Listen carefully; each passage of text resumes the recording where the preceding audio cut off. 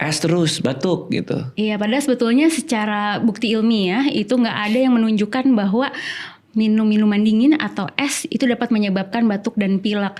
Batuk pilek yang sering terjadi pada anak atau common cold namanya, bahasa Indonesianya adalah selesma, itu seringkali disebabkan karena infeksi virus.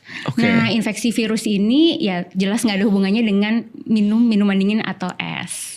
Kalau anak lagi pilek dikasih es, boleh apa enggak?